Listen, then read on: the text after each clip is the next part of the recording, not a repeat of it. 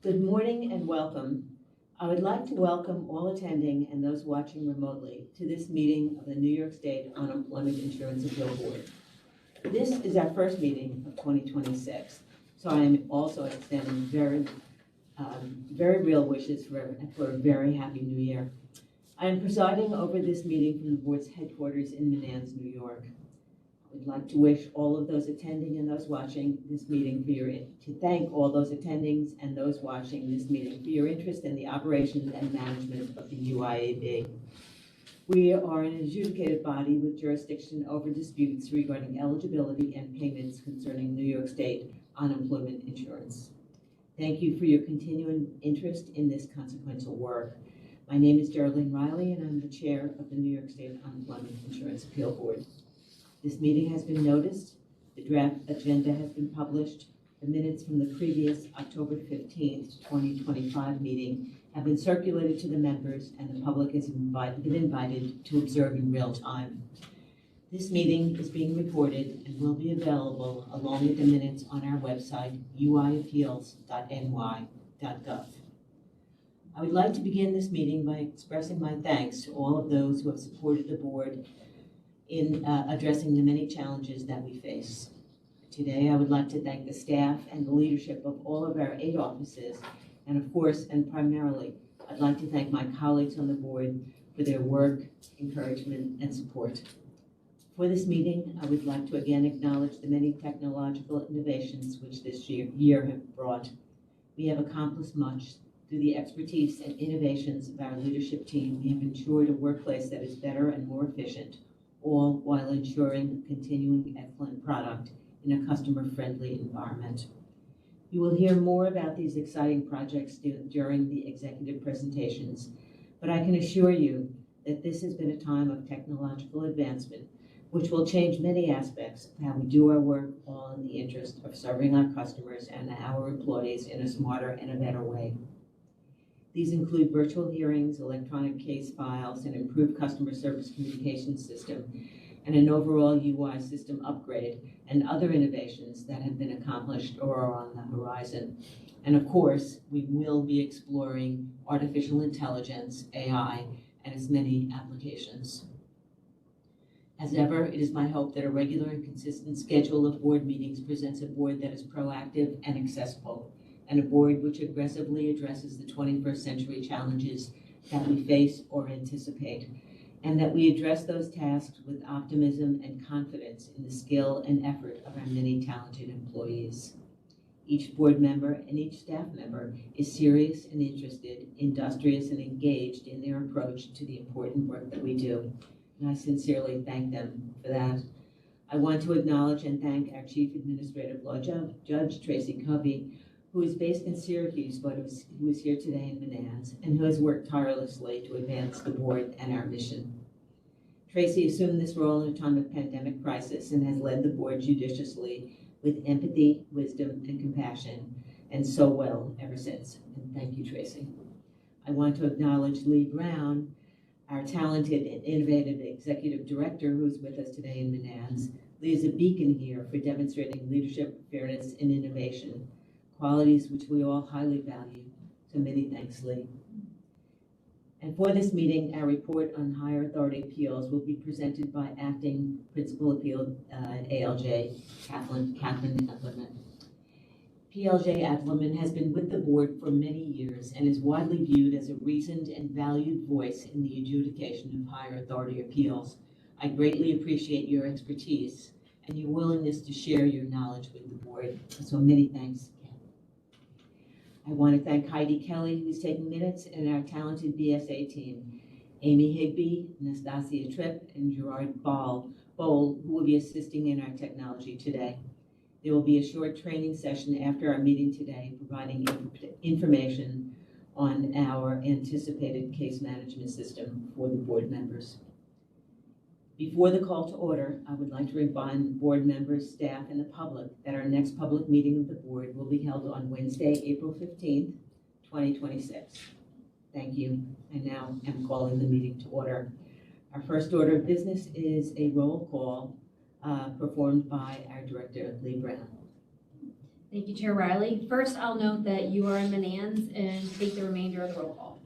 When I say your name, please say that you're present and note your present location that is accessible to the public. Board Member Randall Douglas. Present, Manans. Board Member Kimberly Jean-Pierre. Present, Manans. Board Member Marilyn O'Mara. Present, Manans. Thank you. And Board Member June O'Neill has been excused from today's meeting. Chair Riley, you have a quorum. Thank you. Since there is a quorum, we can now proceed. Our first order of business is to review and adopt the draft agenda for today's meeting. Would you please take a minute to read the agenda, which has been circulated and published.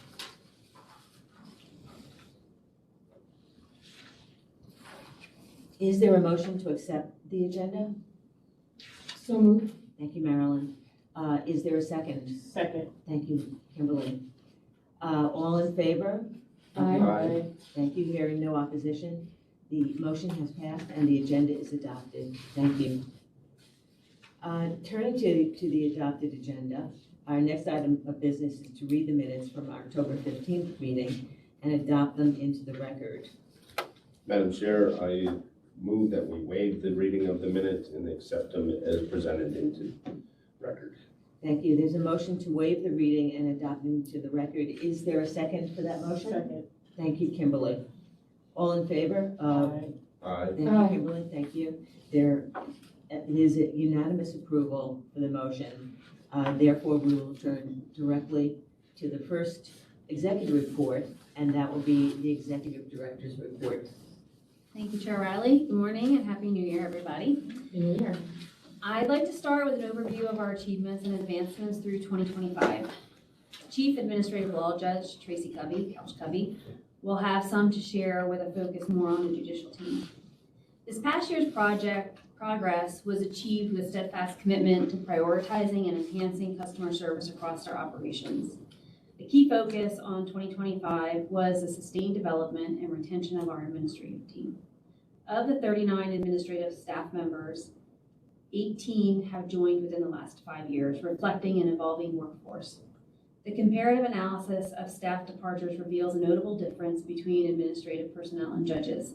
Approximately 75% of administrative staff who have left did so to pursue new opportunities, whereas 25% retired. This trend is understandable given the salary grade range of our administrative staff, from the salary grade of a 6 to a 25, which naturally presents avenues for career advancement and new professional pursuits. 2025 saw the successful implementation and advancement of several projects designed to improve efficiency and accessibility. Virtual hearings. We successfully conducted virtual hearings, ensuring continued accessibility for all participants. The Virtual Hearing Center landing page has been updated to offer login and hearing access in all 16 required languages, ensuring inclusivity for participants. Our innovative voice response, the IVR. The IVR is an automated telephone system technology which allows callers to interact with our admin via the admin's computer system through voice and keypad inputs. Focusing on customer service, we successfully reviewed 60 calls monthly. Each review was summarized by one of the supervisors and provided to the appropriate admin employee. The team did remarkably well. Most summaries were good, with a few tips or tricks ideas for the future. In 2026, we will work on a scoring system as the judges have for their QA and FQR. Electronic Case File Project, the ECF. The final move from paper to an ECF was a pivotal move to streamline the case management process and to allow us to be fully adaptable and respond to emergencies such as poor weather, so to maintain our scheduled hearings and reduce adjournments or rescheduling. The enhanced robocall hearing reminders. Improvements to our robocall hearing reminders included a direct connection option to the UIAB administration for immediate support and an option for a text reminder with a hearing link, date, and time. Each enhancement improved callers' experience. The interagency technology evaluation. An on-site evaluation of technology systems, processes, and workflows between the New York State Department of Labor Adjudication Services Office, ASO, and the UIAB was conducted from September 2nd to the 12th. The vendor's report identified inefficiencies and areas for improvement while also validating the effectiveness of our ongoing initiatives, including administrative centralization, new laptop issuance, and increased judicial staffing. Recommendations for leveraging judicial calendars to enhance hearing throughput have been implemented. The customer service excellence. Our administrative team's exceptional performance at handling phone inquiries remains a cornerstone of our success. While the average customer service score for an IVR system typically ranges between 80 to 85%, we established a baseline of 95% for our operations, recognizing the high-stress nature of the calls that we receive. Our team's skill in assisting New Yorkers during challenging times is commendable. All administrative staff are trained on IVR utilization and have access to peer and supervisory support when needed. Through an all-hands-on-deck approach, we aimed for our callers to wait in a queue for no longer than 5 minutes. In 2025, we managed 59,588 phone calls, achieving an average wait time of 17 seconds, an overall customer service score of 97.35%. This performance is particularly noteworthy given the high turnover experience over the past 5 years, demonstrating the team's dedication and exceeding all expectations. The UIAB SharePoint Communication Intranet, our SharePoint, to foster enhanced internal communication and streamline access to essential tools, we launched our custom SharePoint, which serves as a central hub for email updates, a kudos corner for recognizing achievements, dedicated judicial and admin hubs, UIAB production metrics, training announcements, monthly tech tips, and a wealth of other resources. The monthly tech tips. Jared Bowl, our BSA 2 in Manans, developed our monthly tech tips to help our staff learn about technology tools which may help in their day-to-day work and help prepare for the unemployment insurance system upgrade. The employee ticketing system. In collaboration with ITS, we identified and launched a solution to improve employees' assistance and gather longitudinal data on reoccurring issues. This ticketing system was integrated with SharePoint for seamless access. I will say with the longitudinal data, Mr. Bowl uses that data when he does help decide what tech tips would be beneficial to the staff.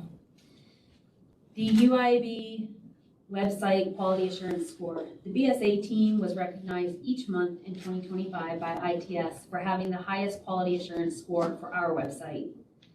ITS is changing the reporting in 2025, so we will not know if we hold the highest score statewide anymore. But it was a very nice ride, knowing we're number one throughout 2025. So I want to thank real quick all the my executive colleagues and the judges and the admin for making 2025 such a great year. They sustained a lot of change, and their resilience is commendable, and the excellence that they did that with. I appreciate that.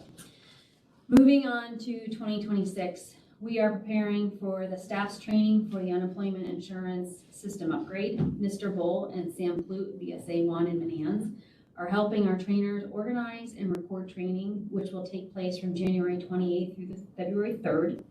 The entire staff will attend the training at the same time. An end user procedure manual will accompany each training video. This has been a lot of work to do this. The board members will receive training following the April board meeting. We will prepare in-person training for board members who cannot be in attendance, specifically in Manans for that meeting. I'll have more information for you after the staff's training. The official go-live date is yet to be announced. Mr. Bowl is also planning a schedule to present regular learning lounges to offer staff an opportunity to have regular practice with the UI system upgrade and ask questions.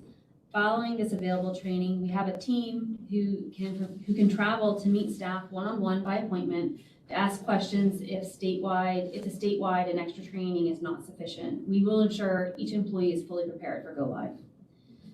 I am unsure if you're aware, but the New York State Public Employee Federation, PEF, offers a leadership development program, their LDP.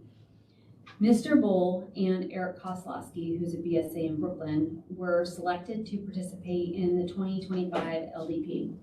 The LDP is designed for employees in the professional, scientific, and technical services unit with a salary grade of 23 or higher, to enhance the knowledge, skills, and abilities needed to be an effective and successful leader in New York State government. Mr. Bull graduated from the program on Friday, January 9th, and Mr. Kozlowski will graduate on Friday, January 30th. Promoting the leadership programs available to us statistically fosters a more stable work environment, enables faster responses to crisis and change, and enables organizational resilience. While developing our individual talent, we are also building a more robust leadership pipeline to ensure readiness for future challenges and strengthen overall organizational performance. So I congratulate both of them. As in past years, 2026 will continue our focus on customer satisfaction strategies and technology for both external and internal customers by continuing the development of our employees for the utmost success and fulfillment in their work. We are proud of our efforts to enhance service accessibility, support mechanisms, and benefit delivery. Every employee plays a vital role in connecting with our customers and contributing to our collective success. We remain committed to listening to the needs of those we serve and responding with purpose to achieve meaningful outcomes. Thank you for the opportunity to speak today, and this concludes my report. Thank you. Thank you so much, Lee. It was very comprehensive and filled with the accomplishments that you've been able to obtain on behalf of your staff. And so proud that both Jared Bowl and Eric Kozlowski went through the leadership training. We want to encourage our employees to take advantage of every tool to make their work more valuable for the people of the state and for our staff, of course. The whole report was quite eye-catching, but the thing that really stood out to me was the 17 seconds. The wait time? The wait time. Yeah, they nailed that. Yeah, I think that is a tremendous accomplishment, and I have to thank you very much for that. Are there any other remarks regarding the report? Just to add the amount of calls too. Yeah, it's formidable, isn't it? If there are no other remarks, then is there a motion to accept the director's report and incorporate it into the record? So moved. Thank you, Randy. Is there a second? Second? Thank you, Marilyn. All in favor of accepting the report and incorporating it into our record, please signify by saying aye. Aye. Any noes? Hearing no negatives, report is incorporated into the record. Thank you. Thank you, Carol. We move on, and now we are up to the report which will be delivered by the Chief Administrative Law Judge. Thank you, Chair Riley, and good morning, everyone. Excuse me. I'm happy to be able to bring in 2026 with all of you and provide an update on the judicial side of our operations today. Excuse me. As Executive Director Brown's report makes clear, we saw a multitude of technological changes and upgrades at the board in 2025. Throughout all of these changes, our focus on the judicial side has continued to be on finding ways to increase our hearing and appeal throughput at the lower and higher authorities, to decrease our current backlog, and to shorten the length of time it currently takes cases to work their way through our system. The most direct way we continue to address this challenge is through increased staffing. As you may be aware, despite our best efforts, judicial staffing has decreased significantly over the last 5 years. In 2021, we had approximately 75 judicial employees at the board. Since that time, we have had almost 30 judicial retirements and other staff turnover, which has led us to engage in extensive recruitment efforts. This resulted in the hiring and retention of about 20 new judges over the last 2 years. However, we also know that there will continue to be significant judicial retirements over the next few years, so we will continue these recruitment efforts throughout 2026. It is our intention to hire two large judicial classes of up to 15 judges each, one to start in the spring and one that should start in the fall. Our first recruitment is already underway. We currently have open ALJ positions posted across the state, and those postings close on January 22nd. We anticipate the start date for this next class will be in April. We've also increased the number of hearings we can hold per week by further leveraging what we call pool cases. These cases are not assigned to a specific judge when the notice of hearing is issued. Rather, on the day of the hearing, we assign those cases to judges who have openings in their schedule, generally because parties have not appeared for a scheduled hearing or the matter must be adjourned before the hearing takes place.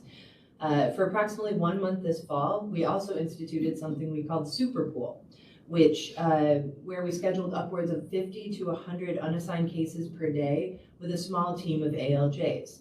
They were tasked with completing as many hearings as they could during each day, and anything that the Super Pool team could not handle was assigned to other judges whose hearings had defaulted or had been adjourned. While this allowed us to schedule, hear, and decide many cases, it was very taxing on both our systems as well as our staff. We worked through those issues, and we will likely schedule a super pool intermittently throughout the next year to adjust particular subsets of our inventory. So pools, super pool, and other creative calendaring measures, and our hiring of all of these new judges allowed us to increase our hearing throughput by approximately 18% between 2024 and 2025. This is a remarkable feat, especially since our judicial staff are also working on other very important projects, including the ongoing computer system upgrade, the development and update of necessary training materials, the CLE library. Not to mention, our new judges go through a 7-week training course, are not on full calendar until approximately 4 months after their hire date, and are observed, audited, and regularly coached by their senior judges throughout their first year, which takes the senior judges away from their own hearing calendars. So the fact that we could increase our output by 18% in spite of all of those things is quite amazing in my estimation. The current staffing level at the higher authority is also extremely low, resulting in a growing backlog. Over the next year, we will be evaluating additional staffing shifts from the lower authority to the higher authority, and will continue to investigate ways to increase our efficiency and output at that level. Despite all of the challenges that we have had due to staffing, however, we did see an increase in production of about 19% at the higher authority from 2024 to 2025. Go ahead and give yourself a pat on the back. These successes were possible due to the continued dedication, flexibility, and extremely hard work of both our judicial and administrative staff. It was a very busy year, and they all deserve kudos for how much they were able to accomplish. Now, I've previously reported on our continuing legal education library. It opened for business about a year ago, and we have steadily increased the number of training courses available. We have got quite a lot of traffic on the site, and have had attorneys and non-attorneys from the board, the Department of Labor, and even some attorneys that work for different state agencies and authorities take our classes for CLE credit. We will continue to develop and share new programs throughout the next year. Now, moving on to our quality numbers. As I have previously reported, we continue to excel in the federal quarterly reviews. For the third quarter of 2025, we had a perfect score of 100 for all 20 reviewed cases. While we generally score somewhere in the very high 90s, this is truly the first time that I've ever seen a perfect score. We're currently conducting FQR audits for the fourth quarter of 2025, and I will report on that at our next meeting. Now, while our quality remains high, again, we continue to struggle with USDOL acceptable level of performance markers at the lower authority. This is due to our current backlog. Validated data shows that the average case age for the lower authority in November was 60.67, which is a decrease of 1.64 days from my last report. So that's the good news. However, it's still well above the acceptable 30-day average. We are still focusing on scheduling the oldest cases first, so until we can decrease our inventory, we will continue to struggle with these numbers. At the higher authority, our average case age continues to increase. Validated data shows that the average case age in November was 57.33, which continues to be above the 40-day acceptable limit. This was an increase in the average case age of approximately 4 days since my last report. Again, this is due to high inventory and low staffing, and we are working on implementing a plan to see if we can streamline some things at that level. So to conclude my report, 2025 was a busy and challenging year. I am proud of all of our staff, both judicial and administrative, for their efforts and unfaltering dedication to our mission and to the people of New York State. 2026 will have its own challenges, and I am confident that the fantastic staff at the board will meet them head on, and we will have a very successful year. Thank you for giving me the opportunity to speak with you today, and go Bills. I knew that was coming. I was waiting for that one. Thank you, Tracy. The report is remarkable, the progress you're making is remarkable. I can't thank you enough for your creativity and ingenuity and how you've been able to instill really such passion in the judicial staff to accomplish what they've accomplished. To do more with less is really something that is remarkable, and I thank you for making that happen. Thank you. And, for having attained, we know that the quality is always excellent, but to go for 100% all across the board is the first time I've seen it too, and it's really a testament to the work that you've done. So many thanks for that. Any other remarks or thoughts, comments on the report? Just to reiterate, I've been here 11 years almost, and I haven't seen 100%, so congratulations on that. And I was wondering how you're accomplishing, still staying focused on the caseload and doing all this training at the same time, and so when you're taking judges away to train other staff, it takes away from the time you can spend on cases, and that's what's happened, unfortunately. But, Yep. but the quality of work is impressive, so thank you. I can tell you that the the PALJs, the principal ALJs on both sides, the higher authority and the lower authority, work so hard, and they come up with fantastic ideas and really streamlining things and looking for efficiencies. And it's definitely not just all me, it's the whole team. They are fantastic. Well, I've said it before, you have a wonderful team here. Yep. It's amazing what you all accomplish together, and you work so well together, and that's a reflection on the administrative team, Jerry, you too, so thank you so much. Thank you. Thanks, Randy. If there are no other comments, then is there a motion to accept the Chief Judge's report and incorporate it into the record? So moved. Thank you, Marilyn. Is there a second? Second. Thank you, Kimberly. All in favor of accepting the report, please signify by saying aye. Aye. Hearing no objections, the report is accepted. Thank you. We now turn to our agenda, and the next report will be delivered by the acting principal ALJ for appeals, and that would be Catherine Adlerman. Thank you. Good morning, Happy New Year. My name is Catherine Adlerman. I'm the acting principal administrative law judge for the appeals section of the Unemployment Insurance Appeal Board. I'm pleased to provide you with updates on recent appellate division cases.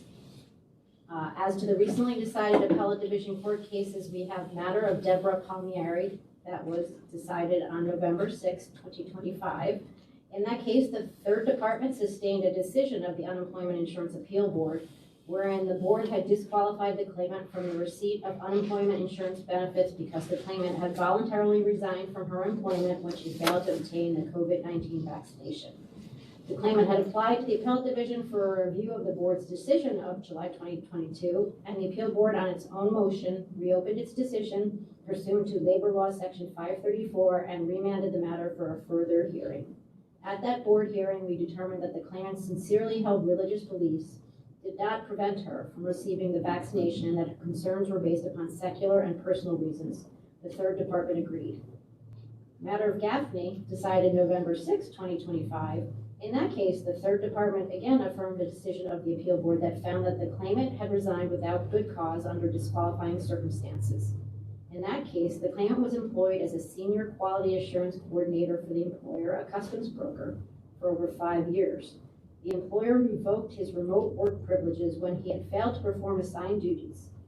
When the claimant then failed to report to the office for 2 consecutive days, the employer notified the claimant that he was deemed to have resigned. After several hearings, the hearing judge found that the claimant had resigned without good cause. The board affirmed the decision and the claimant sought recourse at the appellate division. The appellate division found that the decision was supported by substantial evidence and noted that the claimant's failure to report to work may support a finding of separation. The claimant's contention of an inability to resume in-office work was not reliable due to his contradictory testimony across the multiple hearings, and that general dissatisfaction with working condition fails to serve as good cause to excuse a resignation. In the matter of Gwendolyn Dozier, decided December 18, 2025, the court affirmed a decision of the Unemployment Insurance Appeal Board that the claimant was disqualified from receiving unemployment insurance benefits because she lost her employment due to misconduct. In September 2021, the claimant, who worked as a direct care specialist for youth, was given verbal and written warnings for failing to provide negative COVID-19 test results at the beginning of her work week as required by the employer's policy. She was advised that a failure to do so in the future could result in her termination. The claimant was subsequently out of work until October 3rd, 2021. On the day of her return, she failed to get tested or submit those results, and the employer terminated her employment. The court found that the claimant's violation of the employer's COVID-19 testing policy, coupled with her history of prior warnings, constitutes substantial evidence for the board's determination that she was terminated for disqualifying misconduct. In the matter of Obiorzo Anazanwu, decided December 18, 2025, the court affirmed a decision of the Unemployment Insurance Appeal Board, finding that the claimant, a Nigerian national, was unable to file a valid original claim. The claimant had worked for the employer as, God bless you, as a security monitor from July 2019 until August 2023. When his employment ended, the claimant filed a claim for unemployment insurance benefits. The Department of Labor issued initial determinations that the claimant was ineligible to receive benefits because his authorization to work in the United States had expired prior to his base period, and therefore the wages he earned in his base period could not be used to establish a valid original claim. Moreover, because of the expired work authorization, he was not considered available to work in the United States at the time he had filed his claim. Claimant requested a hearing and testified before an administrative law judge that despite having an expired employment authorization document, he had timely applied for a renewal and was qualified for certain automatic extensions of his expiring EAD pursuant to 8 CFR 2274A 13 sub D sub 1 while his application was pending. The ALJ sustained the initial determinations, however, finding that even if the claimant qualified for a 180 or 540-day automatic extension of his expiring employment authorization document, neither would support his claim, as neither extension would have occurred and covered his base period or the date on which he filed for benefits. The board affirmed the ALJ's decision. In affirming the board's decision that the court found substantial evidence in the record supported the board's finding. In affirming the board's decision, the court found substantial evidence in the records that supported the board's finding that the claimant was not authorized to work in the United States during his base period or at the time he filed his claim, and therefore he was not entitled to receive unemployment insurance benefits. If anyone would like hard copies of these decisions, I will make sure to have them packaged and sent by email. Thank you, Pat. The decisions you mentioned here are so important in the present time, and just reminds people how pressing this board is in responding to the issues that are present before us in generally so many capacities, whether it's vaccinations or immigration or remote work. We are a board that is involved in present day predicaments, and it's really important that we are aware, informed, and consistent in our legal interpretations. So many thanks for getting this very interesting array of cases for the presentation. Are there any thoughts or comments on the decisions or the report from Catherine Adlerman? Hearing none, let's take a vote on this. Is there a motion to accept the report and incorporate it into the record? So moved. Thank you, Randy. And is there a second? Second? Thank you, Marilyn. All in favor? Aye. Aye. And hearing no negatives, the board accepts the report and incorporates it into the record. Thank you. Moving on now, we are in the portion of our meeting where we discuss other business or any new business. Is there anything that is to be discussed? And hearing none, is there a motion to adjourn the meeting? So moved. Thank you, Marilyn. And is there a second? Second. Thank you, Kimberly. All in favor of accepting the motion to adjourn the meeting, please signify by saying aye. Aye. Aye. It is a unanimous vote, and this meeting is adjourned. Thank you. Just for our own, so Thank Heidi. you, Heidi. Thank you, Heidi. Thank you, honey. And